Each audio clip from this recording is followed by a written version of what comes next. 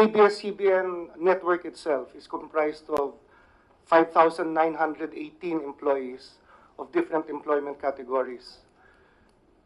Pero kung sinara po yung ABS CBN, ang buong 11,000 empleyado ng ABS CBN Group ay maapektuhan. Hindi lang po yung... Ilan yung exact total ng estimated total ng mga empleyado na maapektuhan? 11,017. Including the lahat ng mga artista? Kasama po artista, Okay. kasama po yung foundation, kasama po yung ABS-CBN Global. Dahil ganito po, yung ABS-CBN, tulad ng sinabi ni Honorable Senator Ontiveros, ABS-CBN is a total information and entertainment group of companies. Yung nasa kalagitnaan po nito ay yung ABS-CBN network. Halimbawa po, in the case of ABS-CBN Foundation, the network donates funds so that the foundation is able to maintain its monthly operations. Wala pa po doon yung mga funds na dinodonate sa Bantay Bata, sa Giit Kapamilya, wala pa sa mga programa. So, pag nawala po yung funding o donations ng ABS-CBN Foundation, malamang po yung 400 employees ng ABS-CBN Foundation ay mawawalan ng trabaho. Ganun din po sa ABS-CBN Global.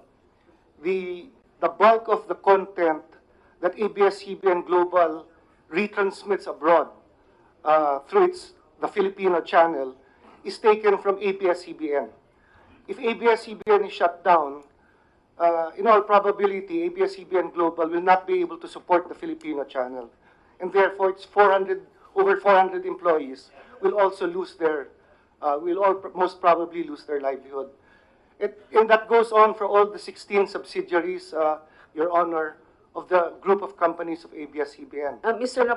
Nepomuceno, sinasabi ba ninyo na pag nawala ang operasyon ninyo dito sa Pilipinas, kahit independent ang operations ninyo abroad, yung TFC ninyo, hindi ninyo masusustain yun? Yes, Madam Chair. Bakit? The bulk of the content that is carried by Global comes from our local productions. So they have some productions that are done abroad, but the majority of the content they carry comes from the productions of the Philippines. Okay.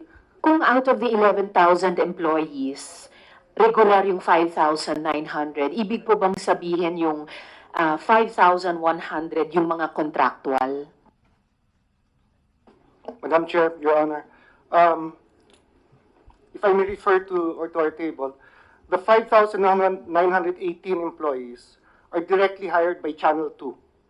The entire group has 11,071 employees.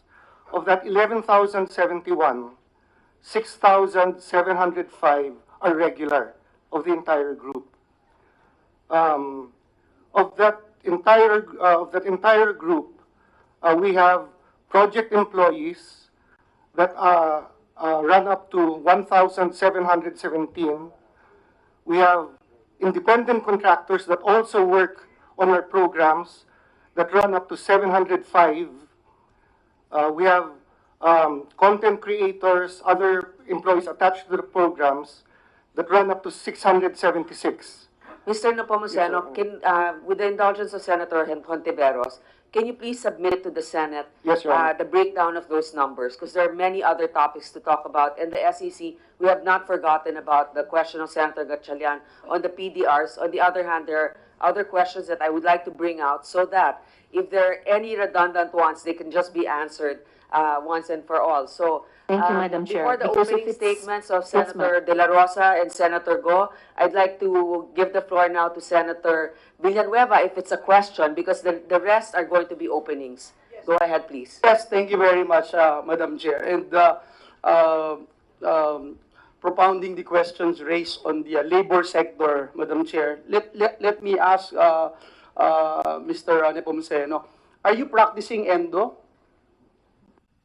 or end of contract? No, Your Honor. So no, when you made mention about other employees outside the 5,918, they are actually what? How do you classify these workers? They are either project employees, Your Honor. So they are project based. Yes, Your Honor. So, okay. Please explain. Some of our colleagues wanted to find out what's project-based. Yes.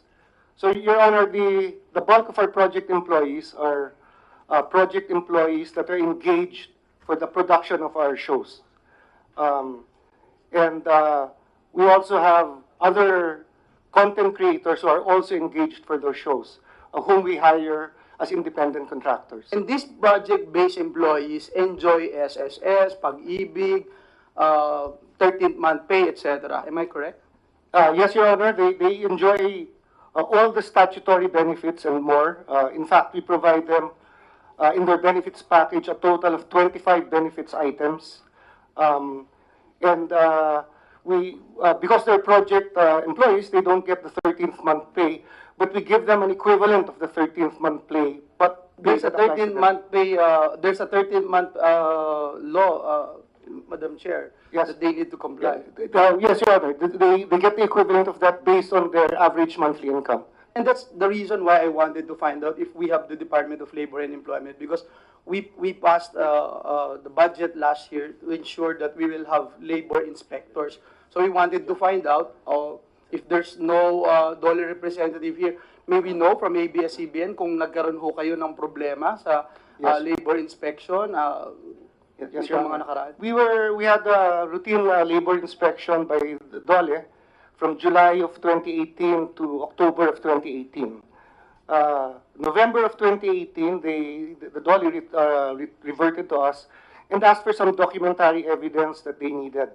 The areas covered in the inspection were general labor standards, occupational safety and health, and security of tenure, which covers ENDO, Your Honor. And just a few weeks ago, we received clearance from the DOLE that we're fully compliant in all of these areas, Your Honor. Thank you.